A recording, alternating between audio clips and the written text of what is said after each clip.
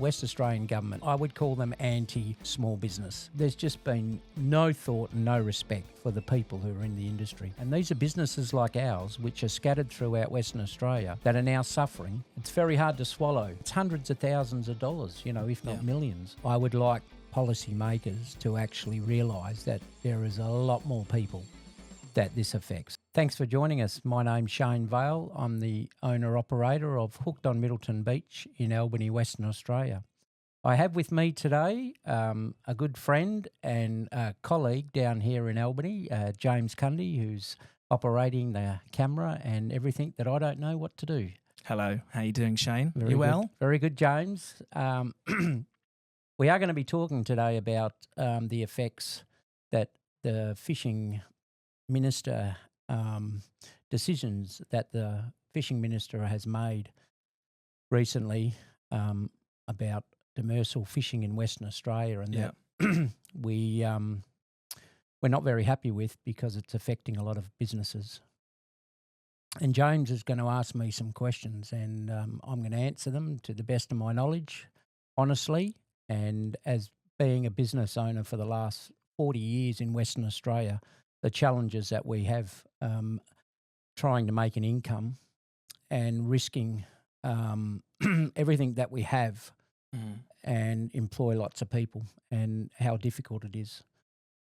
James, you're up. Thank you for having me on the pod, Shane. It's, no problem, mate. It's an honour to be here with you, talking to you. But I know this topic has caused you great stress and annoyance, and we've talked at length about how it's affected Hooked on Middleton Beach. The only commodity that I have in my business. Exactly. Or one of two, fish and chips. Well, there you go. And it's a major thing for us. Well, yeah, exactly. And the prices seem to be skyrocketing, as you've told me. But so the first question I wanted to have with you, and I know you feel very strongly, is basically if you had to describe the WA Australian government in one word, what would it be? Well, the West Australian government for the last 9 years has been a Labor government, and I would call them anti-small business. A lot of their decisions that they make do not concern small businesses at all. And to actually get them to think about the biggest part of our West Australian economy is small business, and we employ most people in this state, and we would like them to consider us a bit more when they make these sorts of decisions, especially regarding the industry that we're in. Are there particular fish species you traditionally relied on that you now struggle to source or afford since these new regulations have come in? Demersal fish. How's that for an answer? Demersal fish is one of the biggest products that we use, and there's a range of demersal fish that we use down here.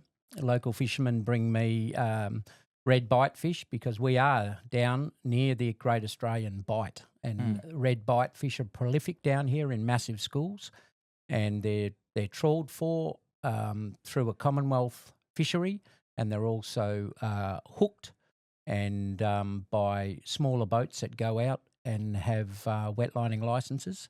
Yeah. And they are a great source of protein for the people down here, and a great product for us to use because it's pure white flesh. It's caught in all different depths in the ocean, inshore, reefs, right out to deeper water. And not only that, we have pink snapper, we have other fish like harpooka, we have blue-eyed trevally, we have eight-bar cod. There's a number, and what this government has done has actually cut down demersals, meaning that even fish that are way out in the ocean, nowhere near pink snapper and jewfish, which they're trying to protect, we still can't even fish for them. In the 900 kilometres between Jurien Bay and Augusta, which is very sad because there are other fish in the ocean, but these fishermen, their licences have been taken off them, and they can't even fish for these other species. So does that mean you've had to change fishes then, like fish types that you sell, or even suppliers because of supply issues? I mean, how's it affected the quality of the fish you sell and maybe the customers' expectations? Well, in 22 years of me being in this industry, 12 years in Perth and 10 years down here in Albany, we've actually had about 22 species of fish, either estuarine fish or demersal, and other species as well. But the biggest issue is our top line fish, which we need for particular customers, is the one that this government have decided to close down. And you might not think that it's a big issue down here in the south where there has not been a ban yet, although there is one coming in April for 6 months of the year. Already we have seen those species of fish which we do catch down here, which are banned in the 900 kilometres, are getting sent to Perth now, and the prices have just gone extreme.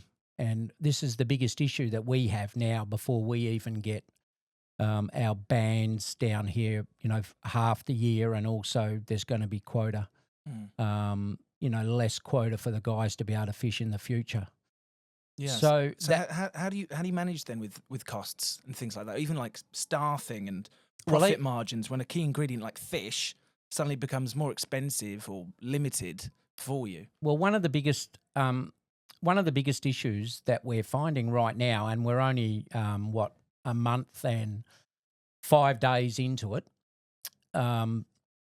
is that because there's been a massive shift in the fish movement, moving from the south, where we were able to access fish all the time, this fish is now going to Perth.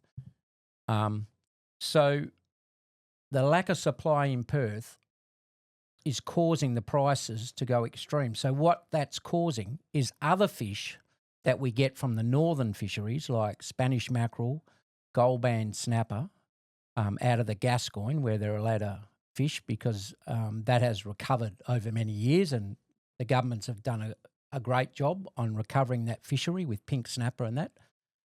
And, that's why can't we do that with this 900 kilometres and put in different measures to actually protect the fish and not ban them completely? This is what we can't understand. So what's happened is the mackerel I can't even get now, which I've been able to get for 20-odd years. The gold band is non-existent, because even if they are catching them up there, the demand on it in Perth is gone extreme, and I haven't been able to get that. And that is one of the both of those fish are what we need to have when our fishermen aren't fishing down here because of the weather during the winter months. And so right now there's like 5 different species that I can't get. Wow. I'm relying on the estuarine fish, which is, King George whiting, flathead, cobbler, and not much else. I am getting shark at the moment, and there are going to be changes to their fishery as well. So all in all, it's devastating, and very hard to believe. No, I can hear it. I know from firsthand seeing it, the struggles of having those fish that were on the menu and now are not on the menu, and the price is rising. But on the government, do you feel as though the government have properly consulted small businesses and the industry before introducing these fishing reforms? I think the biggest issue is that it all come within 4 weeks. They gave everybody 4 weeks. Yes, we did know there were going to be changes. We did know there were going to be cutbacks. They advertised that the fishing stocks of pink snapper and jewfish need to be protected. Yes, that's fine. And that's happened in the past, up and down the coast. And jewfish were actually for recreational fishers, and also commercial was changed just recently, where you had to actually, whatever fish you brought up from the bottom, whatever size, you had to keep. And I didn't agree with that, because you can have a fish that's 30 centimetres, which I don't believe's a great thing at all. You should let them grow. But they did bring in measures, but they gave everybody 4 weeks and said there's no more fishing. Now, for commercial fishing, these are people's businesses who have had for a long time. And these are businesses like ours, which are scattered throughout Western Australia, that are now suffering because how can you make changes to your business in 4 weeks in the busiest time of the year where we make all our money in summer and winter we make very little. And we now just have nothing to sell, very little to sell. And I've already heard from one supplier down here in Albany where they have boosted their stock of imports already because there's a lack of fresh local fish. So disappointing. Very Disappointing. Very. Just to let us know, and like they do with, like they've done with different fisheries around Australia, which they've done with different agricultural, like the sheep trade and that, they give you 2 years or 3 years to change up, get into different industries, to innovate, diversify, whatever. They haven't given them the chance to do any of that here. They've just closed it in 4 weeks and said, good luck. Do you feel as though the government then just look over the fishing industry like this? Because if you're saying business, just small business in general, or absolutely small business. When we're in struggles during COVID times, we got massive benefits from the federal government, which was at the state government. They might throw you $100 or a $200 power bill subsidy or something. I mean, to businesses like ours, $100 or $200 is nothing. No, it's not. So I think thinking about the money, the royalties they get from mining and everything in this state, which is all of our iron ore and it's all of our gas and it's all of our fish, the money that they make out of that, they can give a little bit back to the people who are suffering from the decisions that they're making here. And this is what the fishing industry is so unhappy about. It's a lack of respect for these people who have been fishing and spending thousands and hundreds of thousands, even millions on these businesses, where the respect of saying, you've got 4 weeks, we're going to give you a pittance, and they're raking in billions of dollars from the mining industry. It is, it's very hard to swallow that they leave us like this, and a lot of people have to start over again, and they're in their 50s, their 60s, and it's the only thing that they've ever known. It feels as though that you're totally being looked over from what it sounds like. But what would meaningful government support actually look like for a small business in your position? You're saying that $100, $200 is nothing. What would actual support be from the government, do you feel? I think not banning a fishery complete would be the best thing. You can consult with these people and come up with a different plan. They gave them cutbacks on the days that they could fish and the quantities. There is a mix between recreational and commercial, which you could do for a number of years and cut limits and have buybacks for people who did want to get out of the industry and make it a lot better for everybody. And we wouldn't have this shock of having no stock for our businesses in one hit. It didn't have to happen. You could have slowly made changes in that would do something to help the stocks. But just to have a blanket ban is the worst thing you could do for many businesses. And it's not just the guys who are fishing, it's people like us. Why do you think they've done that? Why do you think they've just suddenly gone from one day to the next to go, right, let's do the ban? So one day no ban, the next day you get a ban. Why? I can't actually answer that question. I have no idea. Did you ever feel there was this could have been coming? Do you ever feel, were there rumours about it, or did it just suddenly appear? No, there was advertising to say that our stocks are low, and if the science is correct, that's fine. We all accept that. We all accept that if there's overfishing and we need to do something about it, governments are there to make decisions and to consult with all stakeholders to make sure that we get the right outcome. This outcome is not the right outcome because a blanket ban doesn't help anybody. And in 20 months' time, recreational fishermen will be able to go back out and catch that resource, which we are told is all of Western Australia's resource. but they are only going to give it back to recreational fishers. So people who can't afford a $100,000 boat or a $200,000 boat, and people who like to go to a nice restaurant and eat a nice piece of fish are the ones who aren't going to be able to use that resource, and we're being told that that resource is for everybody. And in 20 months' time, there is going to be a lot more fish out there, and these are the things that they can do. Bring the fishing back in 20 months' time. You can't leave it for 10 years and expect fishermen to get back into the industry, in 10 years' time.